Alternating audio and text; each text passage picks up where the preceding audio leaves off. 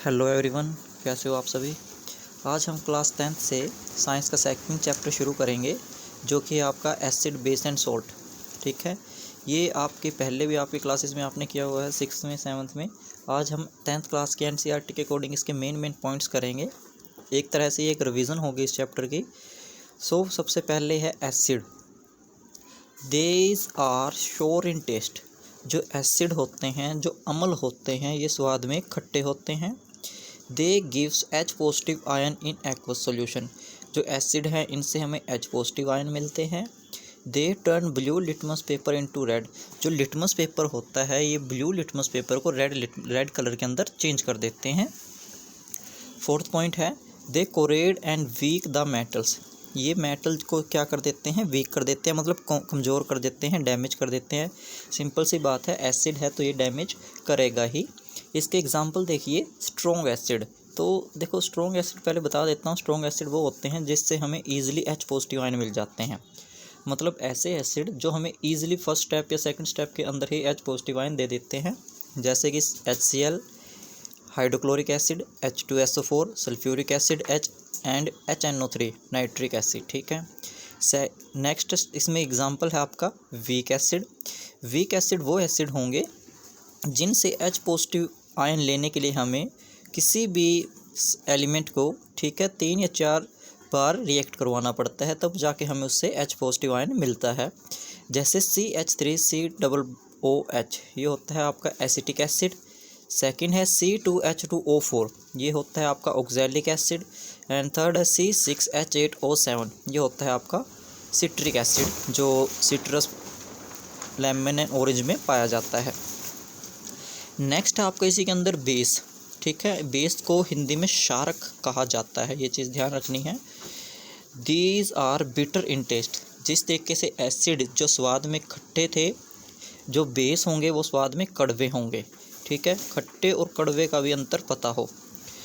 They gives OH negative ions in aqueous solution. Acid से हमें H positive ion मिलता था, तो बेसिक से हमें OH नेगेटिव आयन मिलेगा। ध्यान रखना है, ये OH नेगेटिव आयन देंगे। They turn red litmus paper into blue. ये जो रेड लिटमस पेपर होगा उसको ब्लू में चेंज करेंगे, मतलब बेस के अपोजिट कर देंगे। दे आर सोपी इन टच। ज़्यादातर जो बेस हैं वो सोफ़ी होते हैं, लेकिन इनमें से कुछ जो हैं कोरिजिव, मतलब डैमेज पहुंचाने वाले भी होते हैं। जैसे कि सिंपल सा आपने सोप देखा होगा, साबुन देखा होगा, ठीक है, वो बिल्कुल सोफ़ी होता है, टच में मुलायम होता है। इसमें भी स्ट्रॉन्ग बेस वही होंगे जिनसे हमें ईजिली OH नेगेटिव आयन मिल जाए, जैसे NaOH, सोडियम हाइड्रोक्साइड, और potassium hydroxide KOH। Weak base वो होंगे जिनसे OH नेगेटिव आयन लेने के लिए हमें 2 या 3 बार रिएक्शन करवानी पड़ती है, जैसे ammonium hydroxide NH4OH, calcium hydroxide CaOH2। Calcium hydroxide का दूसरा नाम स्क्लैक्ड लाइम होता है, NMgOH2, ठीक है, जिसको मैग्नीशियम हाइड्रोक्साइड बोला जाता है। तो बच्चों, ये था एसिड और बेस के बीच एक बेसिक सा डिफरेंस। पेपर के अंदर ये डिफरेंस आता है, तो आपको बिल्कुल सेम एज इट पॉइंट्स लिखने हैं, ठीक है, विद एग्जाम्पल यहाँ पे अगर 3 दे रखे हैं तो आप कोई 2 एग्जाम्पल याद कर सकते हो। एक मेन पॉइंट ध्यान रखना है, मैग्नीशियम हाइड्रोक्साइड जो होता है MgOH2, इसको मिल्क ऑफ मैग्नीशिया बोला जाता है, और ये एक एंट एसिड की तरह यूज़ किया जाता है। मतलब जब एसिडिटी हो जाती है, ज़्यादा खाने पीने से कई बार आदमियों को एसिडिटी हो जाती है, ठीक है, ह्यूमंस को जब एसिडिटी होती है तो वो एंट एसिड, यानी कि जो उसके अंदर जो सॉल्ट होता है वो मैग्नीशियम हाइड्रोक्साइड होता है, वो लेते हैं, जिनसे उनकी एसिडिटी ठीक हो जाती है। नेक्स्ट टॉपिक इससे रिलेटेड ही है, एसिड से related, concentrated acid and dilute acid. एक सिंपल सी चीज़ ध्यान रखना, कंसनट्रेटेड को कहते हैं सादर अम्ल, ठीक है, यानी कि एक ऐसा एसिड जिसके अंदर वाटर का अमाउंट जो है बिल्कुल कम होगा और एसिड का अमाउंट हाई होगा। मतलब एसिड की परसेंटेज वाटर की परसेंटेज से ज़्यादा होगी, तो उसको हम कहेंगे कंसनट्रेटेड एसिड। मेन देखना, एक बार ध्यान से पढ़ो, when the amount of acid is higher than water is called concentrated acid. Example concentrated HCl। Dilute इसके जस्ट अपोजिट होगा, मतलब जिसके अंदर जो एसिड की परसेंटेज है वो वाटर की परसेंटेज से कम होगी। When the amount of acid is lower than water is called dilute acid. Dilute HCl इसका एग्जाम्पल है। तो आपने यहाँ पे ऑब्जर्व किया होगा कि कंसनट्रेटेड HCl और डाइल्यूट HCl ये आपको जो एसिड है दोनों फॉर्म में मिल जाता है। बेसिकली बच्चों को लैब के अंदर डाइल्यूट HCl दिया जाता है, क्योंकि कंसनट्रेटेड जो है उसको हैंडल करना काफ़ी मुश्किल होता है, वो कई तरह से डैमेज पहुंचा सकता है। आगे करते हैं बच्चों। आगे है स्टूडेंट एल्कली, जिसको आप एल्कलाई भी बोल सकते हो। ये क्या होते हैं देखते हैं इसे। Those bases which are soluble in water are known as alkalis या फिर एल्कलाइज। ठीक है, जो भी आप प्रोनाउंसिएशन करना चाहते हो वो उसको बोल सकते हो। एग्जाम्पल NaOH यानी कि सोडियम हाइड्रोक्साइड, यानी कि एक ऐसे बेस होते हैं जो वाटर के अंदर सोल्यूबल होते हैं। ठीक है, वो बेस जो पानी के अंदर सोल्यूबल हैं, घुल सकते हैं, उसको आप एल्कलाइज बोलते हो यानी कि क्षार बोलते हो। नेक्स्ट टॉपिक है आपका इंडिकेटर। काफ़ी इंपॉर्टेंट टॉपिक है, इसके टाइप्स भी पूछे जा सकते हैं, तो इसको थोड़ा ध्यान से करना है सभी को। What are indicator? These are special type of substance which are used to test whether a substance is acidic or basic। मतलब ये कुछ स्पेशल टाइप के सब्सटेंस होते हैं जो हमें डिफरेंट टाइप के सॉल्यूशन दिए जाते हैं, उनमें चेक किया जाता है कि कौन सा सॉल्यूशन एसिडिक है, कौन सा सॉल्यूशन बेसिक है। चेक कैसे होंगे? ये जो सब्सटेंस हैं, जब ये उन सॉल्यूशन के अंदर जिनका हमें नहीं पता कि कौन सा एसिडिक है कौन सा बेसिक है, उन सॉल्यूशन के अंदर जाने के बाद ये अपने कलर के अंदर, अपने टेस्ट के अंदर या अपने ऑर्डर के अंदर, ठीक है, या स्मेल के अंदर चेंज कर लेते हैं। इनके खुद के अंदर चेंज होता है, ना कि उन सॉल्यूशन के अंदर। तो आगे देखिए, means they change their colour smell in different type of acidic और basic solution. They are 3 type. आगे ये 3 तरह के हैं। सबसे पहला है नेचुरल इंडिकेटर यानी कि प्राकृतिक सूचक। इंडिकेटर को हिंदी में सूचक बोला जाता है। Those indicator which are found in nature is called natural indicator. Example litmus paper, turmeric, China rose. China rose यानी कि गुड़हल का पौधा, टर्मरिक यानी कि हल्दी, और लिटमस पेपर आपको पता होगा लाइकन प्लांट से मिलता है। सेकंड है सिंथेटिक और आर्टिफिशियल इंडिकेटर, यानी कि कृत्रिम या फिर मानव निर्मित सूचक आप इसको कह सकते हो। Those indicator which are formed in laboratories, यानी कि प्रयोगशाला के अंदर तैयार किए जाते हैं। Means they are chemical substance. अब प्रयोगशाला के अंदर तैयार किए जाएंगे तो ये केमिकल सब्सटेंस होंगे। एग्जाम्पल है आपका मिथाइलिन ऑरेंज एंड फिनोफिथाइलिन। थर्ड रह जाता है आपका ओल फैक्ट्री इंडिकेटर। ओल फैक्ट्री इंडिकेटर को हिंदी में गंधीय सूचक कहा जाता है। Those indicator which change their order यानी कि जो उनका स्वाद होता है, ठीक है, स्वाद से ही पता लग जाता है, स्मेल से ही, in different solution. Example vanilla, onion, clove यानी कि आपकी लौंग जो होती है, एक्सेट्रा।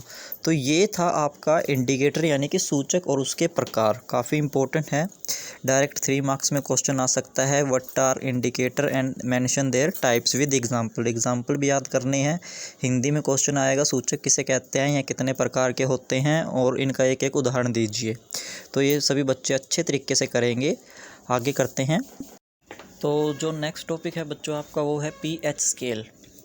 इस pH स्केल में जो P वर्ड दिया हुआ है, P लेटर दिया हुआ है, P स्टैंड करता है P फॉर पावर, मतलब P डिनोट करेगा आपकी पावर और H डिनोट करेगा आपका हाइड्रोजन आयन कंसंट्रेशन। तो देखिए pH स्केल क्या होता है। pH scale is that scale which indicate whether the given solution is acidic, basic and neutral. कि एक ऐसा स्केल है जो हमें किसी भी गिवन सॉल्यूशन को, मतलब हमें नहीं पता सॉल्यूशन कैसा है, एसिडिक है, बेसिक है, न्यूट्रल है, हम pH स्केल की हेल्प से बताएंगे। ठीक है, basically it is a scale which use to measure the concentration power of hydrogen ion और हाइड्रोक्सी आयन इन सॉल्यूशन। आप ये भी कह सकते हो it is a scale which is used to measure the concentration of hydrogen ion और hydroxy ion, मतलब hydrogen ion की कंसंट्रेशन को मेज़र करने वाला स्केल या फिर हाइड्रोक्सी आयन कंसंट्रेशन को मेज़र करने वाला जो स्केल होता है उसको pH स्केल बोला जाता है। ये pH स्केल जो है आपका एक सिंपल स्केल की तरह ही होता है, जिसमें 0 से 14 तक काउंटिंग होती है, मतलब नंबर होते हैं। और इसमें जो 7 है, 7 पॉइंट पे आपका कोई भी सब्सटेंस जो है, कोई भी सॉल्यूशन जो है वो न्यूट्रल होता है, मतलब उदासीन होता है। और 7 से नीचे मतलब 6, 5, 4, 3, 2, 1, 0 ये आपके एसिडिक होते हैं। इस साइड के अपन के जितने भी कोई भी सब्सटेंस होगा वो एसिडिक होगा, मतलब जैसे कोई 6 है, 5 है या 4 है तो वो थोड़े मीडियम साइज़ के होंगे एसिडिक, 6 वाला काफ़ी वीक एसिड होगा, 5 वाला वीक होगा, 3 4 जो है आपका ये मीडियम एसिड होंगे, लेकिन 0 1 2 वाले आपके काफ़ी स्ट्रॉन्ग एसिड होंगे। आपने देखा होगा जिस तरफ एरो हेड पॉइंट कर रहा है उस तरफ एसिडिक करैक्टर इंक्रीज़ कर रहा है। सेम दूसरी साइड है 8 से 14 तक, इसमें भी क्या है, बेसिक करैक्टर एरो हेड की तरफ इंक्रीज़ करेगा। बेसिक करैक्टर जो होगा वो बढ़ता जाएगा, मतलब जो 14 कोई भी सब्सटेंस है और उसकी pH वैल्यू 14 आती है तो वो क्या है, वेरी वेरी स्ट्रॉन्ग बेस होगा। नेक्स्ट देखिए आगे क्या है, यूनिवर्सल इंडिकेटर। ठीक है, ये देखिए क्या है, इट इज़ ए कॉम्बिनेशन मतलब कई चीज़ों को मिक्स किया हुआ है, बनाया हुआ है, इकट्ठा किया हुआ है, of dyes that show a change of colour over a range of pH। The change in colour can be matched with a standard colour chart to find the pH। इसमें क्या है, जैसे कि आपका ये pH स्केल है, इस scale पे जो काउंटिंग लिखी हुई है वहाँ पे आपके कलर के चार्ट लगा देंगे और वहीं से आपको इसमें पता लगेगा, मतलब जो भी कोई सब्सटेंस होगा आपको उसके कलर के बारे में पता लग जाएगा।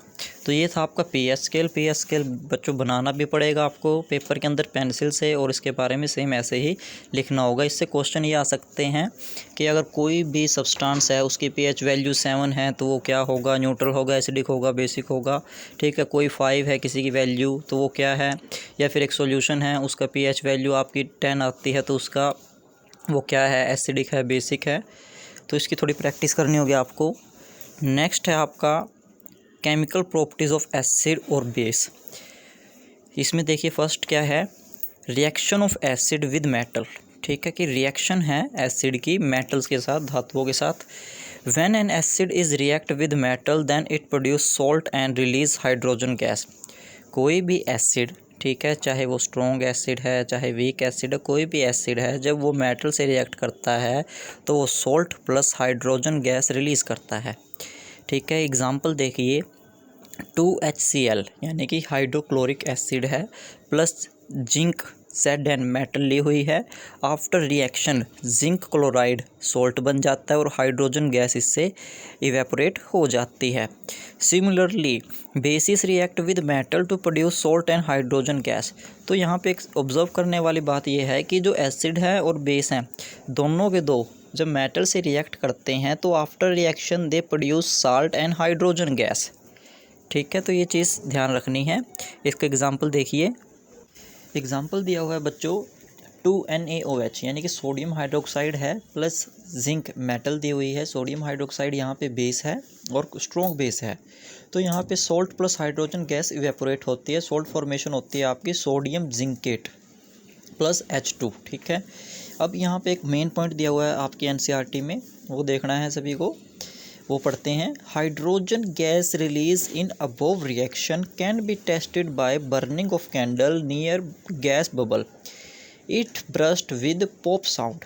मतलब जो इनसे हाइड्रोजन गैस निकली है, आप कैसे बताओगे कि इनसे हाइड्रोजन गैस निकली है, तो इसके लिए आपकी NCERT में एक एक्टिविटी दी हुई है, या फिर आप सिंपल एक एक्सपेरिमेंट डिमॉन्स्ट्रेशन कर सकते हो। इसमें क्या होगा कि आप जो गैस निकली है, ठीक है, उसको एक कैंडल के पास लेके जाओगे और जैसे ही उसके बबल्स उसके टच में आएंगे तो एक ब्रश वो वहाँ पे ब्रस्ट हो जाएंगे, मतलब फट जाएंगे और वहाँ से एक पॉप साउंड रिलीज़ होगा।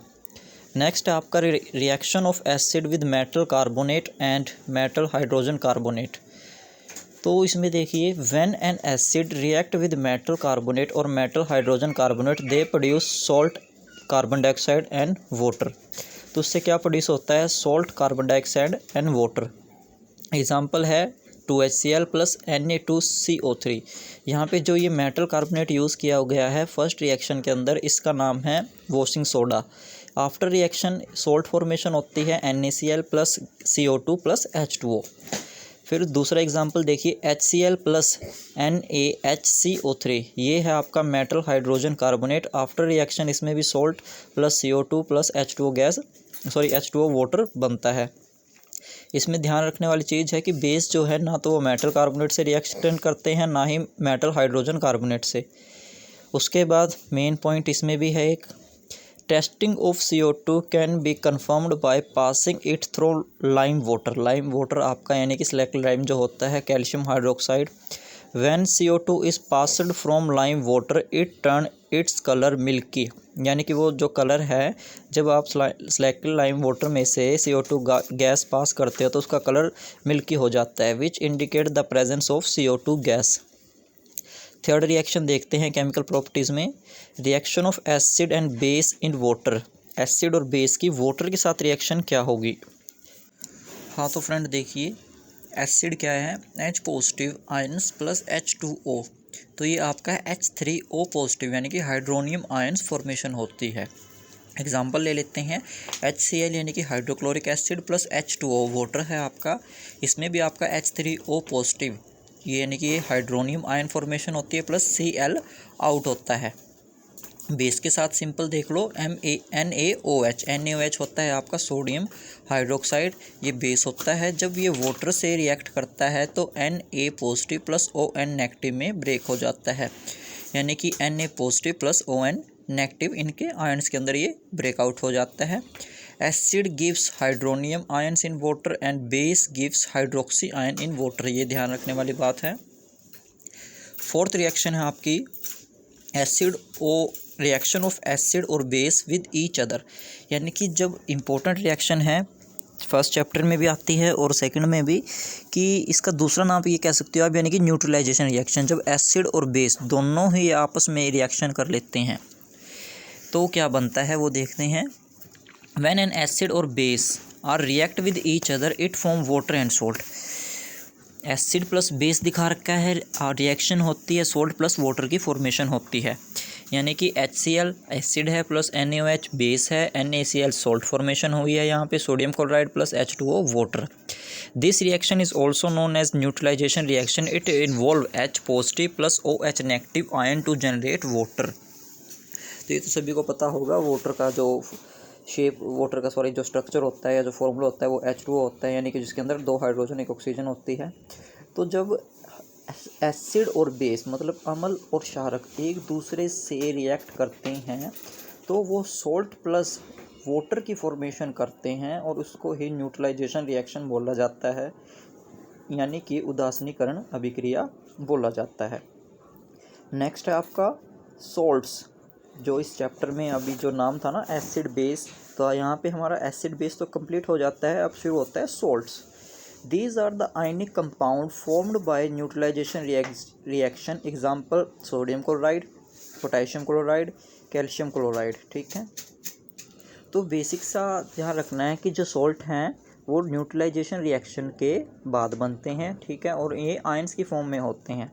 कोई भी सॉल्ट है वो एसिडिक भी हो सकता है, बेसिक भी हो सकता है और न्यूट्रल भी हो सकता है। साथ ही साथ सॉल्ट के अंदर एक डिस्टिल वाटर है आपका, ओनली डिस्टिल वाटर जो न्यूट्रल होता है, बाकी कोई भी न्यूट्रल नहीं होता।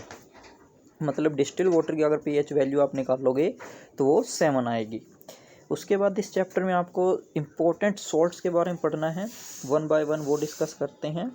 पहला है सोडियम हाइड्रोक्साइड यानी कि कास्टिक सोडा, इसका फॉर्मूला दिया हुआ है NaOH, हिंदी में भी इसको सोडियम हाइड्रोक्साइड यानी कि कास्टिक सोडा ही बोला जाता है। इस सॉल्ट्स के अंदर आपको 3 चीज़ें बतानी है, एक तो इनकी प्रिपरेशन, दूसरा इनकी रिएक्शन और तीसरे इनके यूज़ मैं बाद में आपको सभी के एक जैसे ही बता दूंगा। हर साल आपके एग्ज़ाम में सॉल्ट्स से इम्पोर्टेंट टर्म्स पूछी जाती हैं, मतलब कोई भी एक सॉल्ट के बारे में पूछ लेगा और 3 मार्क्स में उसको डायरेक्ट क्वेश्चन पुट कर देगा और उसके अंदर पूछेगा क्या, वो आपका नंबर 1 तो आपकी प्रिपरेशन, नंबर 2 आपके केमिकल रिएक्शन और नंबर 3 आपके यूज़। ठीक है, और इसमें फॉर्मूले ध्यान रखने हैं सभी बच्चों को। तो फर्स्ट देखिए कास्टिक सोडा कैसे बनता है, इसकी प्रिपरेशन क्या है। When the electricity is passed an aqueous solution of NaCl यानी कि सोडियम क्लोराइड का एक्वस सॉल्यूशन होगा, it decompose to form NaOH। ठीक है, कि सोडियम क्लोराइड का जो एक्वस सॉल्यूशन है, एक्वस सॉल्यूशन मतलब NaCl जो पानी में घुला हुआ है, ठीक है, जब हम उसके अंदर से इलेक्ट्रिसिटी पास कर देते हैं, उसके इलेक्ट्रिसिस कर देते हैं तो वो NaOH में ब्रेक हो जाता है, plus Cl2 plus H2 gas उससे इवेपोरेट होती है, तो इससे आपका कास्टिक सोडे की फॉर्मेशन हो जाती है। आगे देखते हैं, देखिए स्टूडेंट्स आगे देखिए इसकी केमिकल रिएक्शन क्या है, NaCl प्लस 2H2O। ठीक है, यानी कि सोडियम जो क्लोराइड है उसका एक सॉल्यूशन हमने लिया है, रिएक्शन होती है, मतलब इसके अंदर से इलेक्ट्रिसिटी पास की जाती है, तो ये सोडियम हाइड्रोक्साइड NaOH यानी कि caustic soda plus Cl2 plus H2 gas इससे इवेपोरेट होती हैं। फिर वही बात कि इसके यूज़ क्या होंगे। यूज़ में देखिए ये सोप्स और डिटर्जेंट बनाने में यूज़ किया जाता है। एक पेपर मैन्युफैक्चर यानी कि पेपर बनाने में इसका यूज़ किया जाता है। ऑयल रिफाइनिंग एंड पेस्टिसाइड्स के अंदर भी इसका यूज़ होगा। सेकंड है आपका ब्लीचिंग पाउडर। ब्लीचिंग पाउडर आपका CaOCl2 कैल्शियम ऑक्सीक्लोराइड होता है।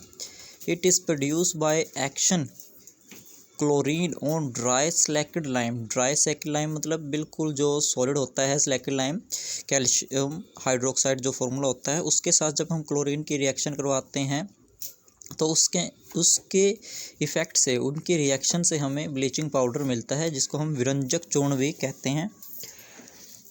इसकी रिएक्शन देखिए CaOH2 प्लस Cl2 रिएक्शन होकर CaOCl2 प्लस H2O फॉर्मेशन होती है। इसके यूज़ डिसइंफेक्टिंग ड्रिंकिंग वाटर को इन्फेक्शन फ्री, मतलब उसके अंदर जो हार्मफुल आपके बैक्टीरिया होते हैं, ठीक है, उसको डिसइंफेक्टेड करने के लिए किया जाता है। Bleaching cotton and lining in industry, ठीक है, कॉटन और लाइनिंग इंडस्ट्री में इसका यूज़ किया जाता है।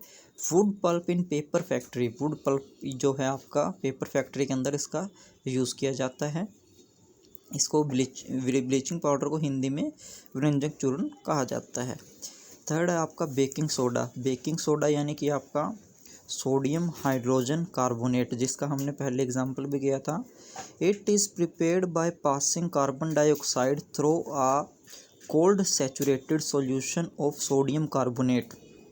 यानी कि क्या है कि जो सोडियम कार्बोनेट है, ठीक है, Na2CO3, उसके एक्वस सॉल्यूशन में से जब हम CO2 गैस पास आउट करते हैं तो हमें सोडियम हाइड्रोजन कार्बोनेट मिलता है, यानी कि बेकिंग सोडा मिलता है।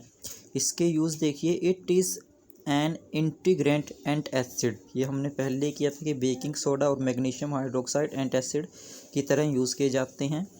Use in fire extinguisher to make baking powder, और बेकिंग पाउडर बनाने में भी इसका यूज़ किया जाता है। आगे देखते हैं। आगे शुरू करने से पहले फ्रेंड्स, अगर किसी भी बच्चे का यहाँ पे कोई भी डाउट है, कोई भी कॉन्सेप्ट समझ में नहीं आता है, तो वो मुझे कमेंट सेक्शन में बता सकता है। वहाँ पे आपके जो डाउट हैं किसी भी कॉन्सेप्ट से, किसी भी टॉपिक से रिलेटेड, वहाँ पे आपके डाउट क्लियर कर दिए जाएंगे। नेक्स्ट देखिए बच्चों, नेक्स्ट है आपका वॉशिंग सोडा। वॉशिंग सोडा यानी कि सोडियम कार्बोनेट, इसको हिंदी में धावन सोडा भी बोला जाता है। ये देखिए कैसे परफॉर्म होता है, कैसे बनता है, इसकी प्रिपरेशन देखनी है। On heating sodium hydrogen carbonate यानी कि बेकिंग सोडे को हीट करने से gets converted into sodium carbonate with evolution of CO2 gas. मतलब क्या है कि जब हम बेकिंग सोडा जो है हमारा सोडियम हाइड्रोजन कार्बोनेट जो है, जब हम उसको हीट करते हैं तो उससे हमें sodium carbonate plus CO2 gas मिलती है। केमिकल रिएक्शन देखिए, सोडियम हाइड्रोजन कार्बोनेट, ठीक है, एरो के ऊपर देखिए आपको एक ट्रायंगल दिखाई दे रहा होगा, इसका मतलब होता है हीटिंग। सोडियम कार्बोनेट बन जाता है after reaction plus CO2 gas plus H2O यानी कि water.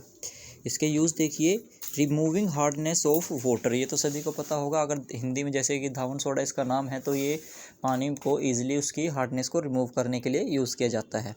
Cleaning agent in house, घर में क्लीनिंग कामों के लिए यूज़ किया जाता है। In glass soap and paper industry, glass making के लिए भी इसका यूज़ किया जाता है। लास्ट सॉल्ट जो है आपका बच्चों, वो है प्लास्टर ऑफ पेरिस यानी कि POP। इसका फॉर्मूला होता है कैल्शियम सल्फेट 0.5 H2O यानी कि हाफ मॉलिक्यूल इसके साथ क्या होता है, वाटर का होता है। इसकी प्रिपरेशन देखनी है। It is prepared by heating gypsum. जो जिप्सम है जब हम उसको हीट करते हैं एट 373 केल्विन और 100 डिग्री सेल्सियस पर, जिप्सम को जब 100 डिग्री सेल्सियस और 373 केल्विन टेम्परेचर पे हीट किया जाता है तो उसके अंदर से जो वाटर मॉलिक्यूल हैं वो इवेपोरेट हो जाते हैं और हमारे पास कैल्शियम सल्फेट के साथ हाफ मॉलिक्यूल वाटर बचता है। इसको आप POP कहते हैं। इसके यूजेस देखिए, use in making statues, models, decorative material things, यानी कि कोई भी डेकोरेटिंग चीज़ आप जब बनाते हो तो इसका यूज़ करके बनाया जाता है। यूज़ इन मेडिकल एप्लीकेशन में मतलब किसी को कोई फ्रैक्चर हो जाता है, ठीक है, कहीं पे कोई डैमेज हो जाता है तो वहाँ पे यूज़ किया जाता है। थर्ड है use in making surface smooth और डिज़ाइन, घरों में या आपने बिल्डिंग्स में देखा होगा सरफेस को स्मूथ करने के लिए, डिज़ाइनफुल करने के लिए पीओपी का यूज़ किया जाता है। तो इसके कुछ ये बेसिक यूज़ थे, आप अपने पास से भी लिख सकते हो। और एक चीज़ ध्यान रखनी है, अगर एग्ज़ाम के टाइम आप यूज़ भूल जाओ किसी के भी, तो 4 यूज़ सभी को ध्यान रखने हैं कि ये 4 जगह पे तो यूज़ होंगे, चाहे कोई भी सॉल्ट हो। एक है आपका स्कूल्स के अंदर, सेकंड है आपका लेबोरेटरीज़ के अंदर, थर्ड है आपका फैक्ट्रीज़ के अंदर, और फोर्थ है आपका हॉस्पिटल्स में, ठीक है, ये चीज़ ध्यान रखनी है। उसके बाद छोटे सा टॉपिक है एसिड प्रेजेंट इन फॉलोइंग्स, ये आपके एनसीईआरटी में दिया हुआ है। मेन पॉइंट है कि किस किस सब्सटेंस के अंदर, मटेरियल के अंदर कौन कौन सा एसिड होता है, एक बार वो देख लेते हैं। विनेगर के अंदर एसिटिक एसिड होता है CH3COOH। ऑरेंज है आपका, लेमन है आपका, सिट्रस है, इसके अंदर सिट्रिक एसिड पाया जाता है C6H8O7। कर्ड के अंदर आपका लैक्टिक एसिड होता है, और लैक्टोबैसिलस बैक्टीरिया के कारण ही कर्ड फॉर्मेशन होती है। टैरामिड के अंदर आपका टार्टरिक एसिड होता है। टोमेटो के अंदर भी आपका ऑक्सैलिक एसिड होता है। आंट स्टिंग या फिर मेटल स्टिंग जो होती है, ठीक है, उनके अंदर आपका मिथेनोइक एसिड पाया जाता है। तो यहाँ तक आपका एसिड से रिलेटेड पूरा चैप्टर जो है, एसिड बेस और सॉल्ट से रिलेटेड कंप्लीट हो जाता है। इस चैप्टर में हमारा एक छोटा सा टॉपिक रह गया है, वो कर लेते हैं बच्चों, जो कि है पीएच स्केल से रिलेटेड, कि पीएच हमारे लाइफ में क्या इंपॉर्टेंट शो करता है। आइए देखते हैं, वो कर लेते हैं। हाँ तो फ्रेंड्स, हमारा लास्ट टॉपिक जो एनसीईआरटी से रह गया था वो है हमारा importance of pH in everyday life. इसको कंप्लीट करते हैं और यहाँ पे आपका चैप्टर ये कंप्लीट हो जाएगा। तो शुरू करते हैं। Our body work within the pH range of 7 to 7.8। Living organism survive in narrow pH range. जो हमारी बॉडी है, ठीक है, बॉडी सिस्टम को वर्क करने के लिए जो पीएच रेंज होनी चाहिए वो 7 to 7.8 होनी चाहिए। सेकंड है plant also require a specific pH range for their healthy growth. Means ये डिपेंड करता है आपकी सॉइल के ऊपर। अगर सॉइल की जो पीएच वैल्यू है वो प्लांट की ग्रोथ के लिए अच्छी होगी, ठीक है, गुड होगी, तो आपकी वहाँ पे क्रॉप्स अच्छी होंगी, आपके प्लांट अच्छे यानी कि हेल्थी ग्रोथ करेंगे। थर्ड है आपका pH play an important role in our digestive system.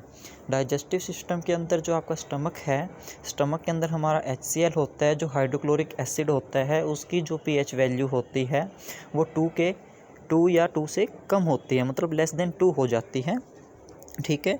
इस वजह से आपका जो फूड है वो डाइजेस्ट हो जाता है। फोर्थ है आपका pH change as the cause of tooth decay. जो बच्चों के दांत गलते हैं वो भी पीएच जो रेंज है वो बैलेंस ना होने के कारण होता है। उसके बाद pH reading of following things हमने कुछ दी हुई हैं जो आपके ऑब्जेक्टिव टाइप में आ सकती हैं। हम एक बार इन पे नज़र लगा लेते हैं। फर्स्ट है आपका ह्यूमन सलाइवा, यानी कि मानव लार जो होती है उसकी जो पीएच वैल्यू होती है 6.5 to 7.5 होती है। एसिडिक रेन यानी कि अम्लीय वर्षा जो है आपकी एक्यूरेट अगर हम वैल्यू करें तो उसकी 5 होती है। अगर एग्ज़ाम में आ जाए, अगर 5 ना हो तो आप लेस देन 5.6 कर सकते हो। वाटर, ये जो वाटर है ये डिस्टिल वाटर है। डिस्टिल वाटर यानी कि जो प्योर वाटर होता है, आरओ का वाटर होता है, इसकी पीएच वैल्यू जो है वो आपकी 7 है, ठीक है। नेक्स्ट है आपका ह्यूमन ब्लड। ह्यूमन ब्लड तो हमारा जो है 7.3 से लेके 7.4 तक उसकी पीएच वैल्यू होती है। मिल्क जो है, दूध की जो पीएच वैल्यू है 6.4 होती है। ह्यूमन यूराइन, ठीक है, यानी कि मानव जो मूत्र होता है उसकी जो पीएच वैल्यू होती है वो 4.8 to 8.4 हो सकती है। सी वाटर यानी कि जो समुद्र का पानी होता है उसकी जो पीएच वैल्यू है वो 8.5 होती है। तो डियर स्टूडेंट्स, यहाँ पे आपका ये जो सेकंड चैप्टर है एसिड बेस एंड सॉल्ट, ये कंप्लीट हो जाता है। और ये फुल्ली ये चैप्टर आपका एनसीईआरटी बुक से प्रिपेयर किया गया था, बनाया गया था। अगर कहीं पे किसी बच्चे को कोई डाउट है तो वो कमेंट सेक्शन में अपने डाउट क्लियर कर सकता है। साथ ही साथ इसके जो एनसीईआरटी में टेक्स्ट बुक को के जो क्वेश्चन दे रखे हैं पीछे एक्सरसाइज में, एक बार आप सभी को वो क्वेश्चन ज़रूर रीड करने हैं। Okay, thank you students.